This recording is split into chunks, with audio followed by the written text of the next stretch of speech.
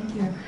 Welcome everyone. I'm Qianqian, Director of Creative Technology at the Processing Foundation. We steward and maintain software like P5 and Processing, which are critical digital infrastructure for creative coding. We support millions of artists, designers, students, and educators to learn to code through creative expression. Processing and P5 are used in public digital art, shown in museums like MoMA and the Whitney Museum, and taught at hundreds of K-12 and university art and design programs. Processing Foundation sits at this very unique intersection of two least funded areas, open source and art. That's why we're having this panel today. At a time when AI is rapidly changing how code is written, we believe it's more important than ever to sustain open source creative software as critical digital infrastructure that supports human expression, what makes us human, art and creativity. The UN Open Source Week program this year is quite comprehensive, but I think we're missing one session, open source and art. That's why we are bringing a lot of artists and creative practitioners and in the community building sectors to join in this session. As Processing approaches its 25th anniversary this year, we are reflecting on a very central question. In a moment when AI is transforming how software is built and how people create, what role do open creative tools, communities, and creative incubators play in shaping the future? I'm excited to explore that with our panelists today. To start, I'd love for each panelist to really briefly introduce yourself, your org, and what does open creative digital infrastructure means in your work. We'll start with Ruth. Thank you. Yeah, I'm both the moderator and now I get to sit on the panel. My name is Ruth Ikegah, and I sit on the co-chair of the Chaos Board, and I also lead the African community there. And if you're not familiar with the Chaos Project is a project that uses that creates open source metrics, models, and pathways for other open source communities to check the sustainability of their project, to measure health of their contributors. And we've been around for a long time, and a lot of initiatives that use our work. Aside from that, I also build communities in Africa. I've been involved for the past 6 years, engaging contributors on how they could contribute to open source projects, especially young people. I mostly center around capacity building, and that's why I'm moderating this track. Hi everyone, I'm Salome Asega. I'm the Deputy Director of the New Museum of Contemporary Art, which is located in the Lower East Side. It was founded in 1977 with a very simple mission to support new art and new ideas. I oversee our cultural incubator program called New Ink, which was founded in 2014 and supports a international network of 100 creative practitioners each year through a year-long professional development and mentorship program. And we have a big annual festival at the end where we highlight the work of our members. I would say, for us, when we think about creative infrastructure, it's not so much about creating necessarily a tool or a product, but really about developing an ecosystem and creating the conditions for artists to feel like they can safely take risks. Hi everyone, my name is Neta. I use she, her pronouns, and I am a co-director of the School for Poetic Computation here in New York City. We are both based in New York City and an online school where we center the study of art, code, hardware, and critical theory, and we believe that technology cannot be separated from its social and political impact. And so all of our alternative educational programs are focused on adults aged 18 to well into their 60s and 70s to study independently and collectively with each other. And yeah, when I think about just like education in general, we really believe that finances should not be a barrier for educational opportunities, and so we are striving to be a pay-what-you-can school. Some students come to our school and pay nothing, and some pay above and beyond tuition to subsidize their peers. Actually, as of this year, we've given away over $1 million in scholarships to thousands of students. Thank you. Thank you. And so when I think about what open creative digital infrastructure means, It's really just creating the conditions that allow other people to create, just like Salome was saying at New Ink. And really, I think it means going beyond trends, going beyond fads, and thinking about the fundamental ways in which relationships, knowledge, trust, and collective care can be built. And so, yeah, we try to think about ways to facilitate that at SFEC. I realized I did not talk about the creative, like what it means to me. So community building, there's a lot of creativity that goes into it.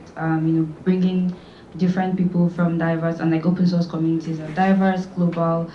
So bringing people from different spaces, moderating the community, finding out and figuring out what works for them, designing spaces that feel inclusive. There's a lot of creativity that goes into that, and that's what it means for me. And I get to do that every day, where I talk with my community members, where I design programs that would fit in their needs. So yeah, that's what it is to me. Many forms of open and creative digital infrastructure, from creative software like processing and P5, to schools like SFPC, to incubator programs like New Ink, to community projects like Chaos, provide enormous public value, yet often remain underfunded. Why do you think this type of work is so difficult to fund, and how can we better communicate its value to funders? So,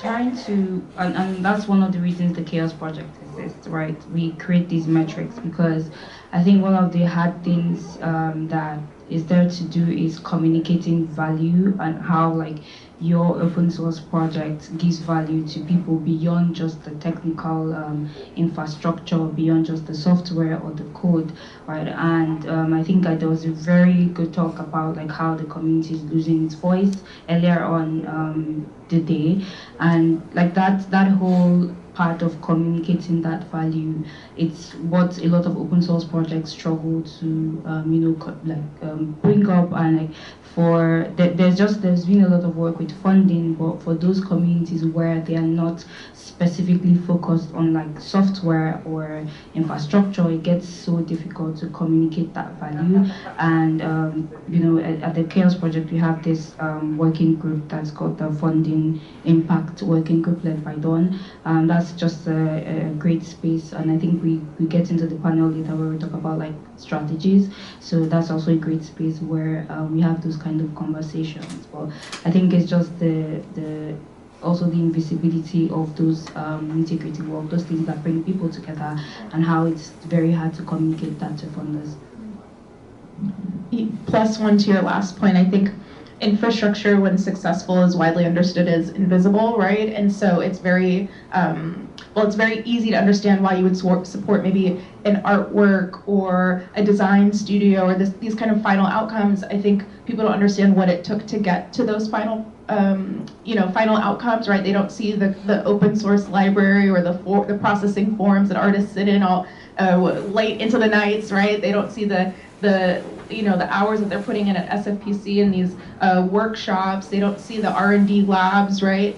And so these are actually critical components and breadcrumbs that lead creative people and artists to these exciting finished pieces. But it's about making those parts of our work more visible. And so at New Ink, we've been trying to we've inherited a philosophy of like learning in public, and so making the things that feel that we've always kind of naturally at a museum made hidden, right? Like we show you the shiny car at the end. We're trying to show you the engine, the messy, right? Like get under the hood with us so people understand why it's important to invest in those things. Yeah, I really want to echo what you said about infrastructure, especially when it's working well, is invisible. And often when, it disappears, when community spaces disappears, that's when you feel the absence or the presence of infrastructure. You kind of wish, that something was there. You're wondering, why isn't anybody talking about this, or why isn't anybody doing that? And so when you think about like funding and philanthropy, funders often, prefer to fund products or, innovation. They're not necessarily thinking about funding things like long-term care and maintenance, things that keep ecosystems healthy, thriving. And so when you think about values of like community building and, you know, education and documentation and, you know, the kind of maintenance that it requires to sustain libraries like processing P5 or even longstanding educational programs. Yeah, that is enormous value that's being generated for our culture and our society, but isn't necessarily being funded. And so, I think it's important for us to just remember that if spaces like SFPC or New Inc. or Processing Foundation were to disappear, that we would lose very necessary integral parts of our society, especially in terms of shaping technology in line with the public interest. I think what you all said about making the invisible part visible to the public, to the funder, is one of the first steps. I'm curious if you could share more about what other funding models, partnerships, or organizational strategies have you found the most effective for sustaining open creative digital infrastructure over long term? So I've personally in my career I've gotten funded by a couple of organizations, even with how difficult communicating that value of the work is. And I think one of the most interesting things of being in this space or coming to the UN Open Source Week every year is that you get to see so many people from government, the public sector, NGOs, community people, technical people, like you get to see everybody comes together. So I think we should have spaces where all these niche people come and do kind of like a combined funding round, because then the money gets to spread around. So in 2023 I got a grant from Digital Infrastructure Insights Fund, and that was like a grant to fund research to do community-based building activities. And for that kind of work, it was kind of like a consortium, or I think there's a different word they use in funding, but it was like different organizations coming together to fund, pull money together and fund this initiative. So more of that should, happen. One more thing is when I think about how, so when their funders talk about sustainability, I think sometimes I see the repeat of, again, funding technical infrastructure and just the maintaining of technical infrastructure. But there's a lot that goes on into, like we've all said, and one important component too is leadership, right? So funders should also look for or encourage projects to, in their funding, proposals, things like that, or their funding calls, to really speak into how they are distributing leadership in their, or fund activities that help communities distribute leadership, pay more mentors, grow more contributors, because then if those activities are not being, if they don't actually create those spaces in their funding calls or encourage these projects, then that part of community just gets closed every time, and that money doesn't get to that area. So I think funders should also make that action themselves to think about these invisible parts and really put it up in their call. As a museum, we have kind of a floating template of how we sustain ourselves. Part of that is admissions and earned income from ticket sales for different programs. It's also a heavy reliance on foundation partners, right? And then at New Inc. specifically, we do have a combination of that, but we've also, in this time of growing AI adoption, we've seen a lot of foundations and companies come to us to work more directly with creative people and artists, and that means that we're helping them design residencies, fellowship programs, grant initiatives, and we're seeing that this kind of a chief creative officer or a storyteller in residence is one of the highest or the fastest growing jobs at this time, and so that means that now companies who maybe were not looking for artists are now definitely looking for artists, And then I love your suggestion of pooling resources. I feel like every 20 to 30 years in the art sphere, there is like a move for collective fundraising efforts, and so people start to form consortiums, and we're seeing that moment happen right now, especially as what was already low federal support for the the arts continues to dwindle. Yeah, so as a school, as a PC, began as a tuition-funded program, and we quickly realized that that isn't the way that we cultivate accessibility and equity in our organization. And so I myself came to SFPC as a student in 2018 through a work-study program, and that has evolved into a very robust scholarship program. And we position ourselves explicitly like as a school that is a platform for wealth redistribution. So yeah, for looking at students and teachers and peers and friends and partners who have access to disposable income or resources through either their lucrative tech jobs or family wealth or just being a part of a larger ecosystem. So we collectively just like put out call to actions and run our own community fundraisers as well to contribute to our scholarship fund. And yeah, I think another thing funders can try to think about is just like really thinking deeply about what partnership means when you're partnering with organizations. Like think about it more as like contributing to a public commons rather than just contributing financial or monetary resources. And so, yeah, the partnerships that we seek out especially is about sharing space, building long-standing partnerships, long-term relationships, and again, maintaining our presence in a community so that people know that this is something that you can return to and is not beholden to, authoritarian governments or the whims of, precarious financial institutions. We have discussed about the importance of creative public infrastructure. We have talked about strategy, and Salome briefly mentioned AI, as I think this is just a topic we cannot skip.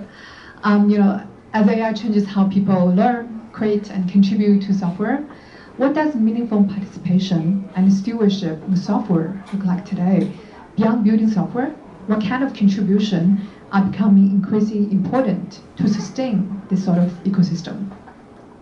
Yeah, so I think it's quite obvious, community.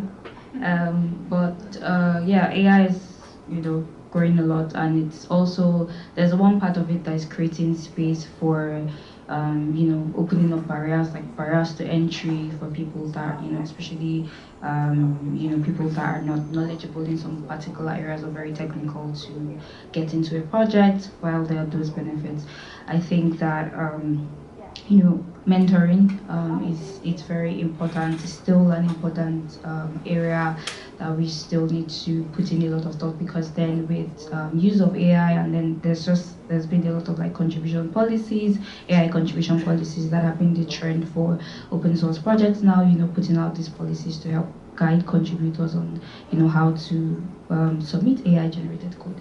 But I think beyond just those contribution policies that are documents, there's still mentoring that needs to go on, and I think it's an important area that we should think about, because the use of AI, and just every day there's just this new update, new things coming up here and there. It's beginning to take away the human relationship, the human connection that we have in our community. So it's really important that we invest into spaces where people can openly communicate without having to rely on AI systems. I think that's really important. And also just mentoring, helping people figure out, because beyond the when we were advocating for the use of documentation, we also did talk about how onboarding is important. So I think while we are having AI generated contribution policies, we should also really think about mentoring people to understand the impact, because there are new contributors. They don't really understand that I'm bringing a lot of technical depth into your project. They just want to contribute, and depending on their expertise level, they might not have figured it out. So you still need to focus on mentoring in that aspect. Yeah, I would say, it's important to preserve spaces for dialogue and connection in this moment. I think, New Ink has always been a space when, as emerging technology becomes more adopted, it's been a safe space for us to question and challenge. And I think a lot about what Mozilla Foundation President Nabila Syed talks about, like a kind of a crisis of inevitability, that this moment feels like that this thing is hurtling toward us and we don't have any way to steer it. And I think everybody on this panel knows artists don't just use technology, they make technology, right? And so that is like what we as organizers have to remember and make space for, is that when we hold space for them, they have the ability to imagine and actually get back to steering us in new directions. Yeah, the crisis of inevitability, I think, is an important point to raise, and also just thinking more historically, like zooming out in a larger timeline, that like this has happened before with so many other technological phenomenons, that like AI is not the only technology that has been presented to us as this inevitable thing, and so we've been here before and we can definitely handle this. Another thing to look at is just like that, working with artists means that artists can ask different questions than engineers can, and you can think about that in any other discipline that is not an engineer. So working, cross-disciplinary, interdisciplinary, antidisciplinary, and these with AI, I think is more, just like going to give us a more holistic picture of what we can do with AI.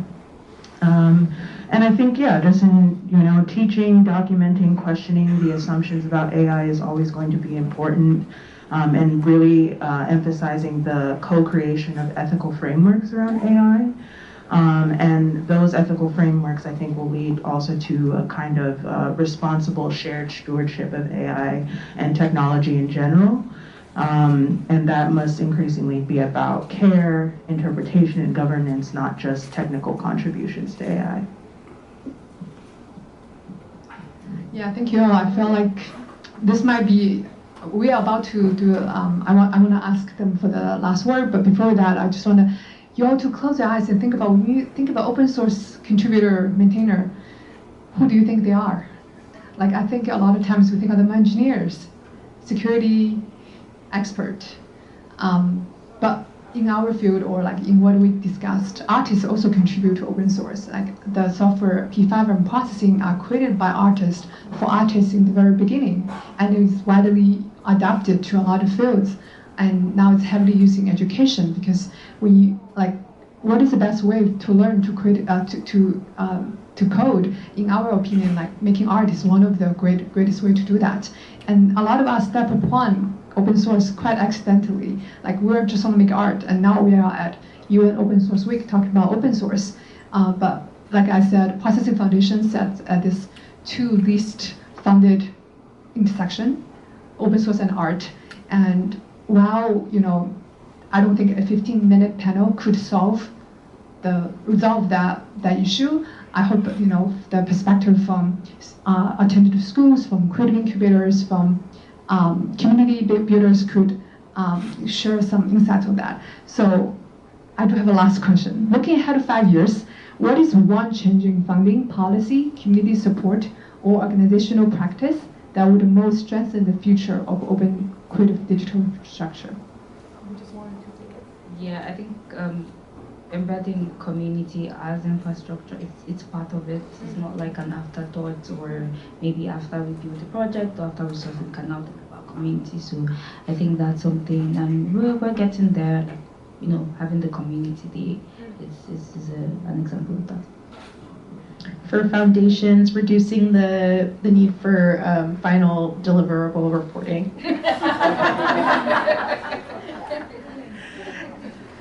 Yeah, that's right. I'd also, just like to reiterate what I said before, is that I'd love to see funders, contribute to a public commons, fund public institutions that are helping members of society not only just, adapt to AI or recent changes in technology, but actually feel like they have the agency and the autonomy in shaping it. And that is the most valuable thing, is that people feeling like active participants, that technology is something that they influence and it's not just happening to them. Thank you all. Thank you all the panelists. Open creative digital infrastructure is critical public infrastructure, and its future depends on long-term investment in communities, institutions, and people who make it possible. So please come talk to the panelists after the session, and thank you all for making space for this conversation. Thank you.